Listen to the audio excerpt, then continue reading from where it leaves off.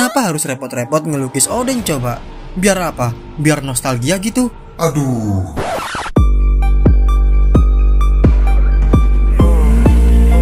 Halo teman-teman, selamat datang di video anak buah Bagi, penyedia konten pembahasan seputar One Piece.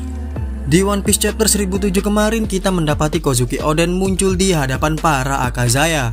Apakah Oden yang muncul di situ adalah Oden yang asli atau yang KW Super? Banyak yang meragukan soal keaslian Oden yang muncul di chapter 1007. Ada yang menganggap bahwa itu hanyalah lukisan dari Kanjuro. Ada yang menganggap itu adalah Gyukimaru yang berubah wujud menjadi sosok Oden.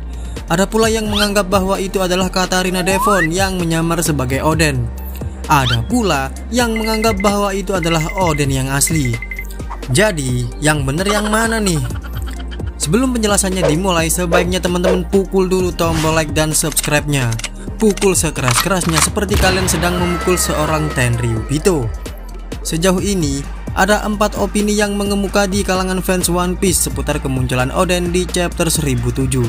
Di sini, kita akan mengupas satu persatu opini tersebut. Tapi, hanya ada satu opini yang cukup masuk akal dengan bukti yang cukup kuat untuk menjelaskan kehadiran Oden di chapter 1007 kemarin. Oden yang muncul di akhir chapter 1007 bukanlah lukisan Kanjuro, Gyukimaru yang sedang berubah wujud, apalagi Katarina Devon yang menyamar. Pertama-tama, apa hubungannya Katarina Devon dan Gyukimaru dengan perang Onigashima coba? Seriusan? Apa cuman karena pose berkacak pinggang yang mirip? Atau kemampuan yang bisa berubah wujud? Lantas, Oden yang muncul di chapter 1007 adalah Katarina Devon atau Gyukimaru? Kenapa nggak nuduh Naruto aja sekalian? Atau Shinobi Konoha misalnya kayak, oh ini Oden yang muncul kemarin ternyata Orochimaru yang pakai jurus Henge no Jutsu. Ngapain Katarina Devon repot-repot nyamperin Akazaya yang sedang sekarat? Mau ngapain coba? Aktivitas dewasa secara berjamaah? Ya ampun. Walaupun bajak laut Blackbeard terkenal dengan aktivitas mengambil alian buah iblisnya, tapi nggak bakal segitunya juga nyamperin para Akazaya. Lagian, satu-satunya Akazaya yang makan buah iblis cuman Kanjuro. Kalau mau nyamperin Kanjuro gak di situ tempatnya, salah kamar. Itu pun Kanjuro saja tidak lagi termasuk Akazaya karena Kanjuro telah berkhianat.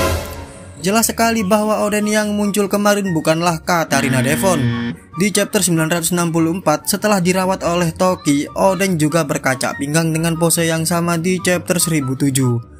Apakah Oden yang berkacak pinggang di chapter 964 adalah Katarina Devon?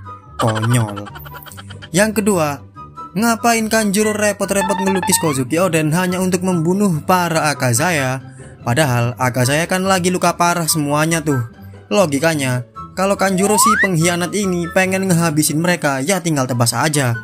Setelah semua pengkhianatannya yang diungkap oleh dirinya sendiri, kenapa harus repot-repot ngelukis Oden coba? Biar apa? Biar nostalgia gitu? Aduh. Saya rasa opini-opini tersebut hanya sekedar cocok logi penggemar One Piece. Tapi opini tentang Oden dikirim oleh Toki untuk pergi ke masa depan rasanya cukup masuk akal. Meskipun jika dilihat dari sisi logisnya tidak akan pernah masuk. Di chapter 972 Oden diceritakan mati karena dieksekusi oleh Kaido. Sehingga banyak fans One Piece yang beranggapan bahwa jika Oden hidup kembali, maka ini adalah sebuah plot hole. Tapi di serial One Piece, setiap plot hole ada plot twistnya. Lalu, apakah Oden benar-benar mati saat dieksekusi oleh Kaido 20 tahun yang lalu? Di chapter 972 terlihat bahwa Kaido menembakkan pistolnya kepada Oden yang sedang direbus dalam minyak panas yang mendidih. Lalu, di sebuah panel narator berkata bahwa sang legenda telah undur diri. Di sini, narator tidak mengatakan secara spesifik bahwa Oden telah meninggal, Oden telah mati, Oden telah tewas, atau semacamnya. Meskipun telah tertembak di kepala dan tercelup sepenuhnya ke dalam kuali yang berisi minyak panas mendidih, belum tentu Oden mati di sini. Apalagi adegan undur diri tersebut diiringi oleh iringan musik samisen yang cukup meriah. Adegan ini lebih mirip ke adegan drama teater kabuki, di mana satu tokoh lakon drama tersebut mundur ke balik tirai panggung utama untuk muncul kembali di bab cerita selanjutnya. Ini adalah bukti pertama yang mengindikasikan bahwa Oden bisa saja belum mati di situ. Di halaman selanjutnya di chapter 972, narator berkata seperti ini. Sekarang kita menuju ke tokoh-tokoh utama berikutnya. Perlu diketahui di titik ini bahwa kilas balik Oden diceritakan layaknya sebuah drama teater, di mana kisahnya juga dituturkan oleh seorang narator. Jika kalian belum tahu apa itu seorang narator, kalian bisa cek penjelasannya di kolom deskripsi. Linknya ada di sana.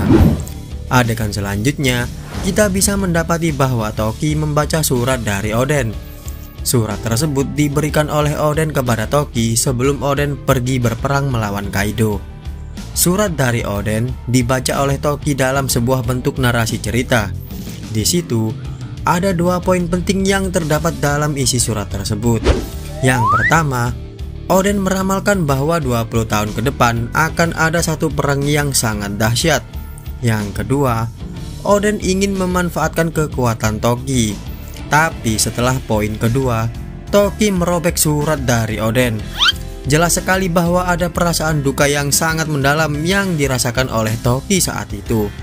Rasa duka tersebut menghadirkan flashback di dalam flashback, di mana Toki mengingat kembali momen terakhirnya bersama Oden ketika di penjara setelah Oden kalah melawan Kaido. Toki teringat bahwa Oden menitipkan kedua pedangnya untuk diwariskan kepada anak-anak mereka. Inilah alasan mengapa Oden di chapter 1007 membawa sepasang pedang biasa, karena Enma dan Amino Habakiri diwariskan kepada Hiyori dan Momo sebelum Oden dieksekusi. Bahkan kini Enma dipakai oleh Roronoa Zoro. Setelah Toki menerima kedua pedang yang diwariskan oleh Oden, kita mendapati percakapan singkat Oden dan Toki mengenai situasi yang menimpa Oden saat ini. Oden heran, mengapa istrinya tidak bersedih saat dirinya akan dieksekusi? Karena Toki mengatakan pada Oden saat itu bahwa suaminya tak akan mati. Di panel akhir chapter 972, kita mendapati Toki mengumpulkan segenap tekadnya untuk melawan rasa duka yang dideritanya. Dengan tekad yang bulat, Toki mengatakan, "Lihatlah baik-baik Oden, 20 tahun mendatang." Kemudian ucapan Toki dengan tekad yang bulat tersebut diiringi oleh imbuhan narasi dari narator, dan ceritanya berlanjut ke masa sekarang. Kemungkinan disinilah Toki bersiap untuk mengirim Oden ke masa depan. Tapi entah bagaimana teknis dan caranya, kita masih belum tahu. Mungkin saja hal ini akan terungkap di chapter kedepannya. Dan sedari titik ini, saya tak akan berprediksi lebih jauh. Kadang, menunggu sesuatu yang belum diketahui bisa jadi hal yang menarik dalam hal menikmati serial One Piece. Mungkin Oden diteleportasi ke masa depan, tapi sebelum Luffy datang ke Wano untuk memulihkan diri atau mempersiapkan segala sesuatunya. Karena Oden sendiri yang mengatakan kepada Toki bahwa 20 tahun yang akan mendatang akan ada perang yang sangat dahsyat. Tapi belum diketahui secara pasti dari mana Oden mengetahui hal ini. Apakah Oden mengetahui ramalan ini dari poneglyph yang dijumpainya di sepanjang perjalanan karirnya sebagai bajak laut? Kita tahu bahwa Oden bisa baca tulis seputar poneglyph. Jika memang iya, maka kehadiran Oden di perang Onigashima adalah sebuah hal penting yang berkaitan dengan takdir. Selain turut berpartisipasi dalam upaya perang melawan Big Mom dan Kaido, mungkin kemunculan Oden juga berkaitan erat dengan root poneglyph yang dimiliki oleh Kaido. Rasanya susah sekali untuk membayangkan bahwa Oden yang muncul di chapter ini adalah Oden yang KW super. Oden yang KW takkan berceloteh dan bercanda tentang bagaimana para pengikut setianya kini telah menua.